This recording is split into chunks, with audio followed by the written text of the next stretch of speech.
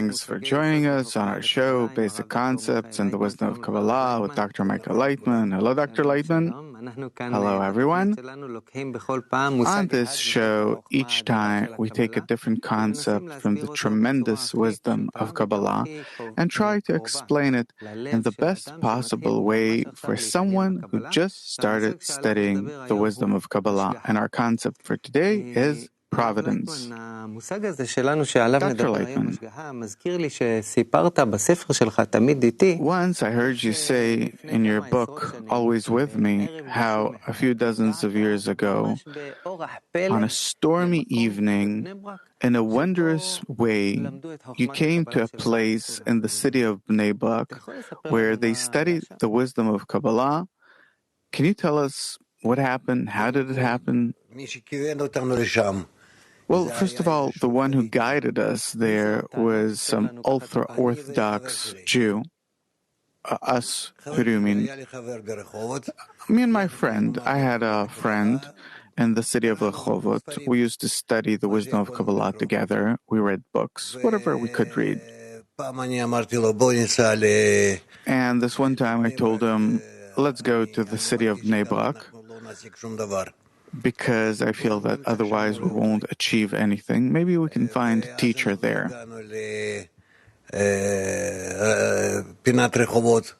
And so we came to the crossroads of Rabbi Akiva and Chazon Ish.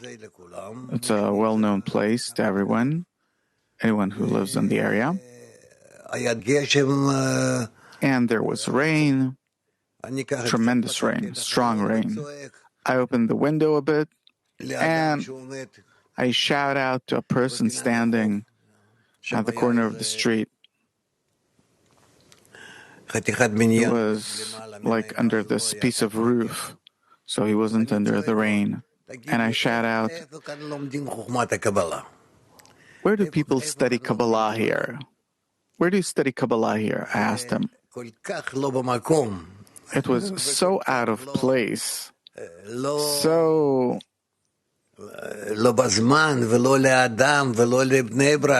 to the wrong person in the wrong place. How could it be? There couldn't be anything stranger. But that person, he was about 40 years old.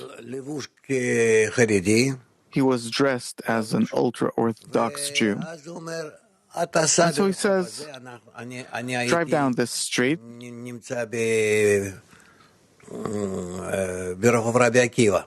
I was on Rabbi Akiva Street, going up, and to the left was Chazon Ish. He said, turn to the left now, and continue till the end of the street. And there, at the end of the street, there was this orchard, and opposite the orchard, there is a synagogue. And there they studied the wisdom of Kabbalah. Okay? I thanked him. I closed the window, and I turned left. We drove for about 2 kilometers, and then we saw it, the building. There weren't many houses there. To the right, there was an orchard. To the left, there was the synagogue, on which it said, Rav Yehuda Lev Alevi Ashlag. Yehuda Lev Alevi Ashlag Synagogue. It was written on it. And I stopped next to the place. We went in, and the rain continues. We went in,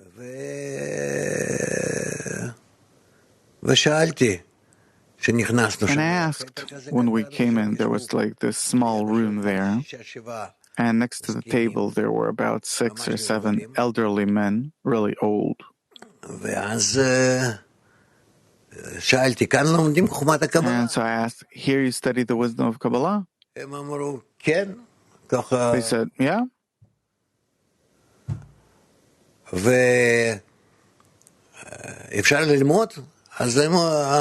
And can we study? So one of the older guys, well, they were all old, but he said, yeah, please, sit down. We came in, we sat down, and they continued studying. We didn't say anything. We sat quietly. After about 10 minutes, 15 minutes, they finished the lesson. And then the guy, the old man who sat at the head of the table, he called us and he asked, where are you from? What are you looking for? So I told him, we're from the city of Rehovot. We want to study the wisdom of Kabbalah. We didn't study anywhere before that. And can we study here? He said, okay, fine. Give me your phone number, and I'll call you when I'll find you a teacher. And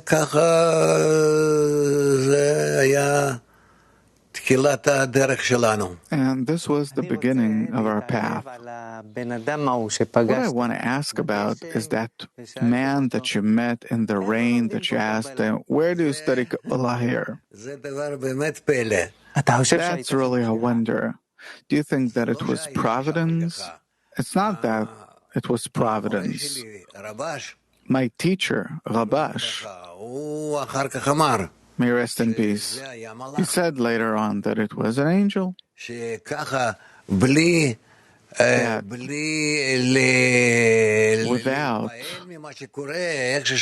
being impressed by what you're being asked, that he wasn't impressed by being asked in the middle of the city, a religious city of Neba, where he was asked, where do you study Kabbalah here? He just explained, he gave us direction, drive for 2 kilometers, turn left here, you'll see it.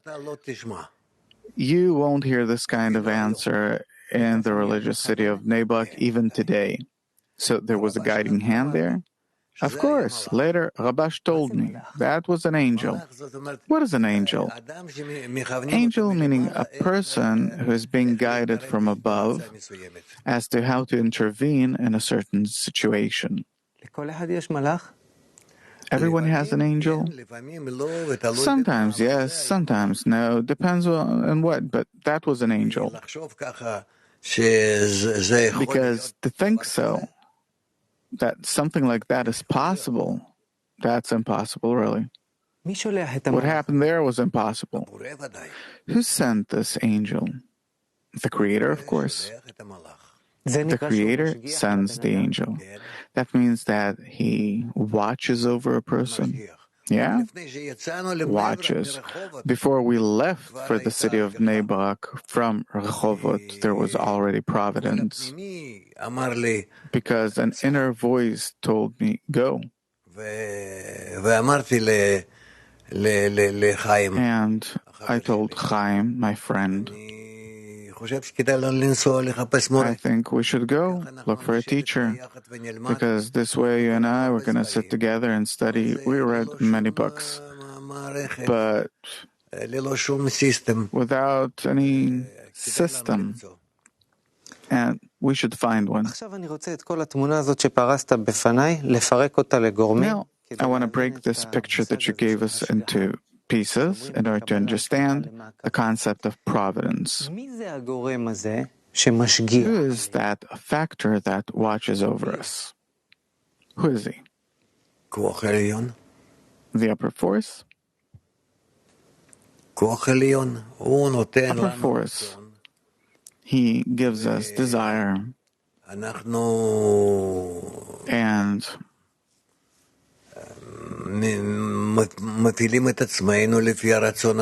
we operate, activate ourselves according to this desire. And this way, on each and every step that he takes us through in life, he teaches us how to relate to life, how to learn from life. It's all the upper force. The inner desire that awoke in you to go there, it's a part of providence, of course. The man that you met is a part of providence. Yeah. So these are both desires that float, surface in a person, things that happen to him, the people that he meets, it's all a part of providence. Yeah. The concept of providence. Suppose the parents need to leave, need to go someplace, they bring a babysitter to watch over the kids. What does it mean to watch over? To watch over means to help a person, guide him on the right path from place A to place B, or from state A to state B. What is state A and what is state B? These are two states in a person's fate. The second state, it's already known when I'm in my first state, not to me. No, but the system of providence, of course, the system understands and watches over and has everything. It has all the data. So whatever the system, however the system works on me in order to bring me from state A to state B is included in the concept of providence? Yeah. Is there also something that has to do with to protect me, watch over me? Usually, yes. Protect me from what? From things that are unwanted to providence. Protecting me that I'll be healthy, that I won't die, that something bad won't happen to me. Suppose that too. How else am I being kept so that I'll reach whatever it is I need to reach according to providence? It's like being personally accompanied, right? And in each and every moment in life, we are under the forces of providence that close on us from all sides. These are forces? Yeah. Are there many forces? Enough in order to bring us to the preferable state. On one of your lectures, I heard that it's like a computer operating system that operates and works and arranges. Yeah. Doesn't this mechanism have emotion, feelings? It operates our feelings. The system of providence, how does it do it? By bringing us from state to state, from bestowal to bestowal, to being under some kind of special influence. We start feeling, what does it build in us? What does it want from us? And this is how we develop. Is this mechanism of providence more similar to a computer operating program or a mom that takes care and watches over? If we're talking about how mom works on us, then it's similar to a computer. If we're talking about how we accept her and develop by her, then it's more similar to how mom takes care of us. Kabbalah talks about particular and general providence. Can you explain? General providence is the providence over all parts of reality, that we say that they need to come from state A to state B. State A can be today, and state B can be in years or in a week or in a moment. It all depends on how do we accept its length, the length of providence. When you're saying that providence watches over all parts and details in reality, people too, yes, there's also particular providence over each and every person that's divided into the particular providence that exists over each and every one. And this is how we exist. Do animals have providence? Everyone. Plants, everything. So it's over all the still vegetative, the animate, and also over people, the still, the vegetative, animate, and people too. About particular providence. Is there providence, particular providence, over each person? Yes. Over me too? Undoubtedly. Now that I talk to you, there is providence over me? Of course. What does it watch over? It watches over you so that you'll exactly show your palm this way and smile and talk. Each and every detail, everything. You're operated. First of all, I'm kind of shocked. Why? What is there about that? A person's being operated in each given moment so that he'll go through different states, and in each and every state that he'll feel that he is in some kind, that he's going through some kind of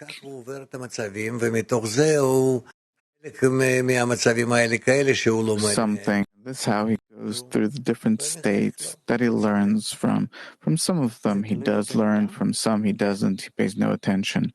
It depends on the person. Yeah. What does it mean that he doesn't pay attention?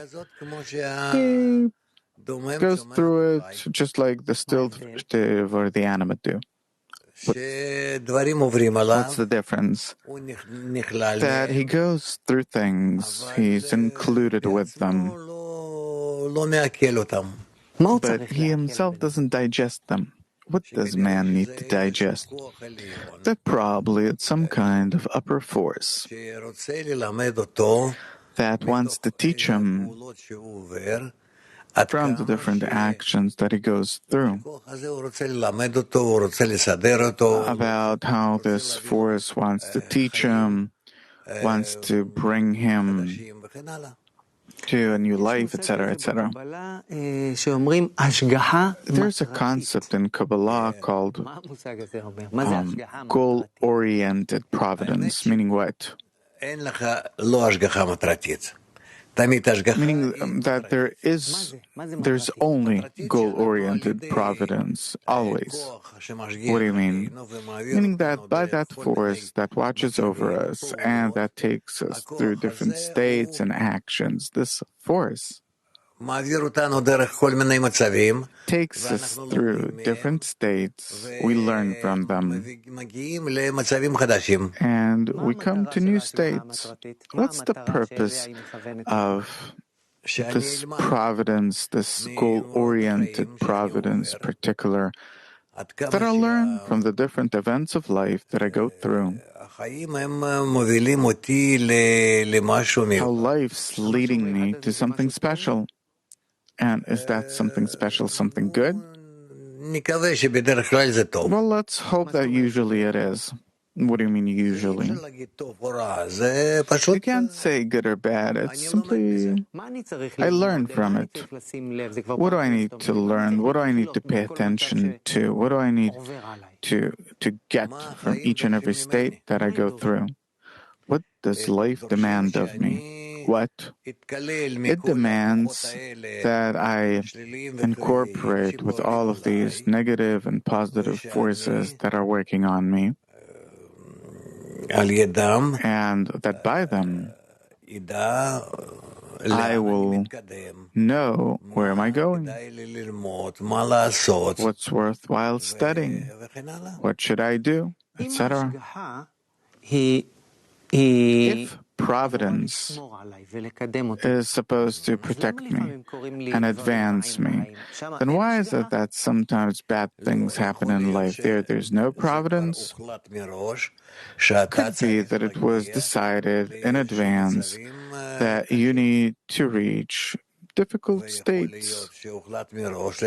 And could be that it was decided in advance that you need to learn by going through difficult situations, but eventually through that you come to the right goal-oriented situation. What am I supposed to learn from difficult states? How to behave with such or such providence. How? How? My intuitive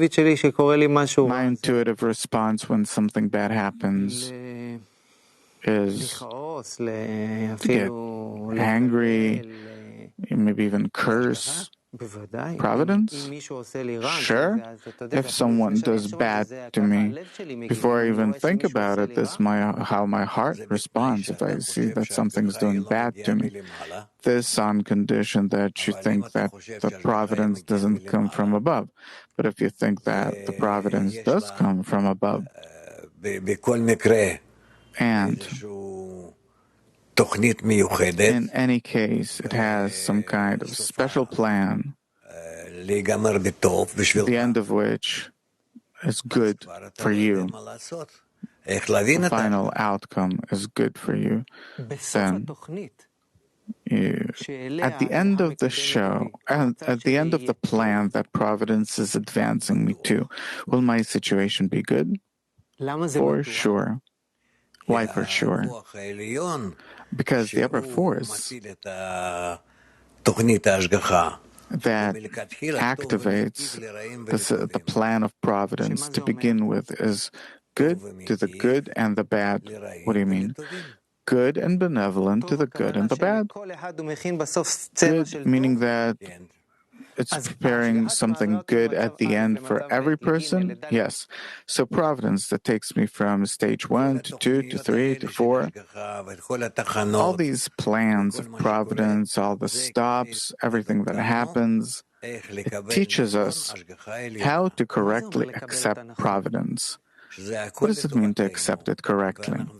That it is all to our benefit, and we only need to know how to accept the states that we're taking through. How do we need to respond to them? And how will we come out of it in the best possible way? Which is what? This is already something that I need to learn. What does good mean? What does bad mean? According to my qualities, according to the qualities of the upper providence, and how do we arrange ourselves in such relations that what seems to me seems good to him too, to the upper providence, and that's how we'll gradually advance to a state where it's going to be good in the eyes of man and God as written. Kabbalah says that after a person finishes doing what he has to do, then the upper force helps him and he comes to revealed providence. What does it mean to attain revealed providence? That from now on and until you can, until you deserve it, through you, in all realms of life, on your way you see that you're advancing in a way that it is clear to you what you need to do, who gives you these drills, how do you need to participate in them, etc. What does it depend on? What it's like to reveal the director of my life? Of course. And what does it depend on that I reveal him? On the measure that you're capable of seriously accepting the plan of your life, and the measure to which you will want to be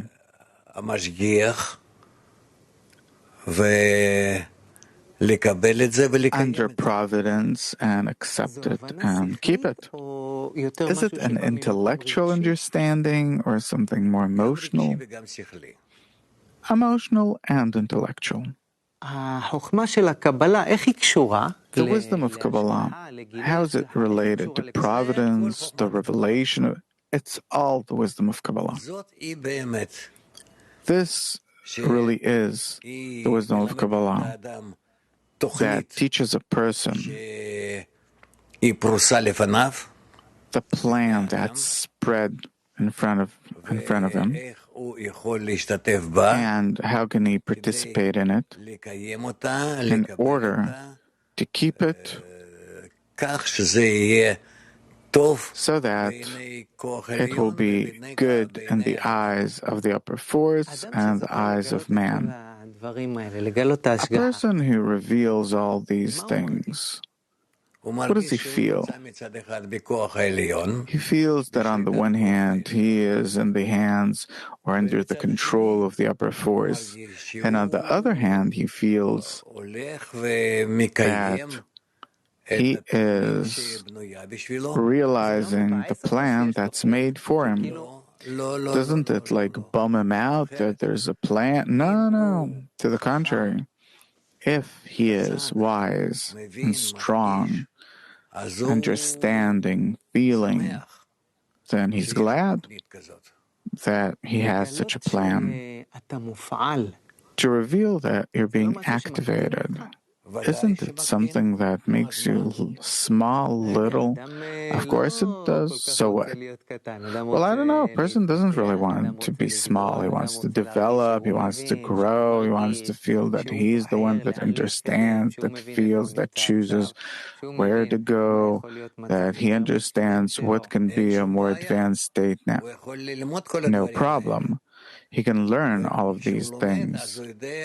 And when he does, then he knows how to correctly keep the plan of creation. Do you feel that it's more similar to that there's a remote control that operates me and I discover that? Or it's more like a partnership? It's more like a partnership. And what does it depend on that I'll be led to do more in the plan? It depends on the measure to which I'm ready, willing to subjugate myself toward the plan. Let's zoom out. Why do the sages, Kabbalah sages, tell a person that there's providence over him? What does it give him to know that? Because our entire life is in order for us to go through the entire plan in a clear, revealed fashion so that we'll feel and understand. If more people in the world will be aware of the existence of providence, how will that influence our day, our society? I'll know about life. I'll know how to behave in life. I'll know how to go through different states in life in a good way. So if to sum up our talk, how can we... Providence is what? Providence is the plan written from above for a man, or for several people, or for all of humanity, or for the entire world, including the still, the vegetative, and the animate. And that this plan, I think, to keep it in a way that I am sure that I act according to providence and by trying to come closer to it from below. And how does that, or what does that have to do with revealing providence? That you reveal the plan, and in each given moment, you can do the right thing in that plan. What do you wish me as a person who just started taking interest in the wisdom of Kabbalah in relation to providence? That you will reach states where all of your actions will be good in the eyes of God and man. Thank you very much, Dr. Laitman. Thank you for being with us. Basic concepts. All the best.